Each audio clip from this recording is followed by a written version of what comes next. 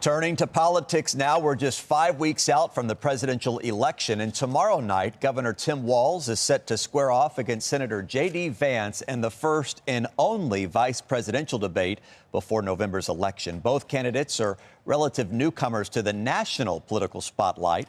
Walz has had a long career in politics, but was largely unknown to voters outside of Minnesota before he joined the Democratic ticket.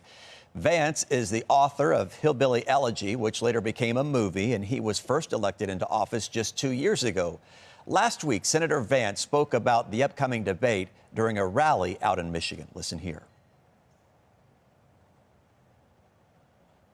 We'll hear from that maybe a little bit later. But first, let's bring in our political panel. Politics editor at the Daily Signal, Bradley Delvin, is with us this morning. So we are going to listen to that soundbite. Let's stand by, gentlemen. Hold on. The way I see the debate is very simple. It's an opportunity where, for 90 minutes, Governor Walz and I are going to debate the issues that matter to the American people.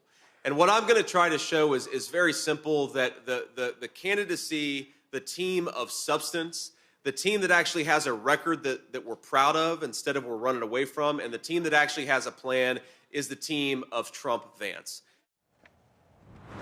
All right, now let's get to our political panel. Politics editor at the Daily Signal, Bradley Delvin. Also with us is Democratic political commentator Jonathan Harris. So for the most part, gentlemen, we know the rules of this debate remain the same as they were for the previous one between Vice President Harris and former President Trump. 90 minutes in length. Walz will be on the right side of the stage. Vance will be on the left. Both candidates will stand the entire time. No opening statements, no live audience. But one notable difference here. The mics will be hot the entire time, giving the candidates the ability to interrupt each other. So, Bradley, could this rule change benefit one candidate over the other, do you think? I think it could. I think it could benefit Senator Vance. Why? Because Senator Vance is not only going to be talking about President Trump's record and what President Trump and him would do if they got back into office. He's also going to be trying to recapture the ground of being the challenger in this election.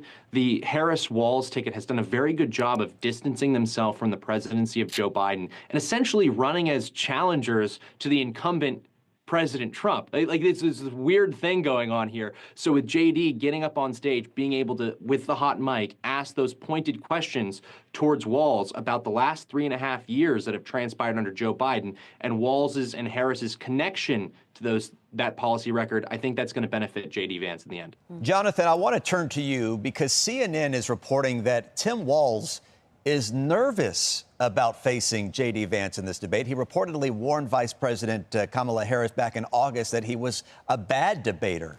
In fact, Transportation Secretary Pete Buttigieg has been standing in during mock debate sessions to try and help prepare Walz. Do you think, or do you anticipate, what do you anticipate seeing from the governor here? Could these nerves get the best of him tomorrow?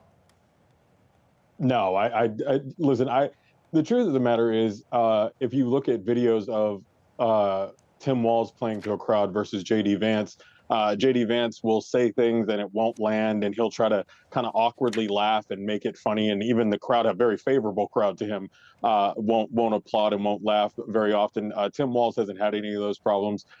Look, I think the reality is, I know that my co-panelist was very frequently calling Donald Trump President Trump. I know the right loves to do that. The truth is he's the former president. And the reason he's the former president is because he was fired by over 80 million people.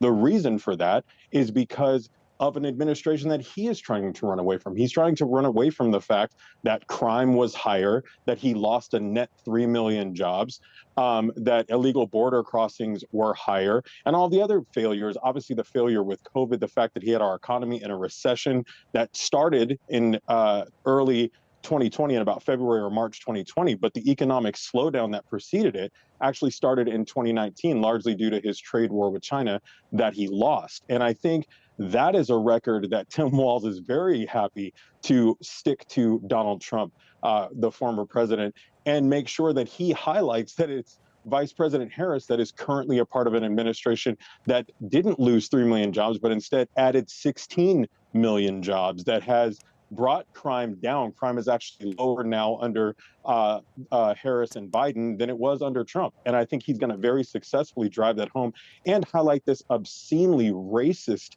commentary about Haitians who are here in this country legally eating household pets, which was so absurd, but just unbelievably racist and caused great harm to that community. Let's talk about what you hope to hear from each candidate. How important do you think this debate is to the overall election? Bradley, we'll start with you. Well, I will just say if they bring the issues that my co-panelists just brought up, I think JD Vance will have a very good time on Tuesday night. Why? Because crime actually is higher under the Biden administration. Why? Because major municipalities, Los Angeles, New Orleans, Chicago, New York, they're not reporting their crime statistics to the FBI. Southwest border encounters recorded by the CBP, higher, right? So these are the types of issues that Vance have been leaning into this entire campaign cycle. They're going to lean into those tomorrow night. Harris has been going down to the border recently. I think that's a massive mistake for her, actually. I think she wants to de-emphasize this issue as much as possible. Why? Because half of the American people, according to Gallup, believe in mass deportations. That's how much the Overton window has shifted on the issue of immigration since the Biden-Harris administration has come into power and let millions of illegal immigrants in through the southern border. So immigration and the economy, those are the two things that JD Vance are going to lean in heavy on Tuesday night. Bradley and Jonathan, we have to keep it there. Thank you both for your time this morning.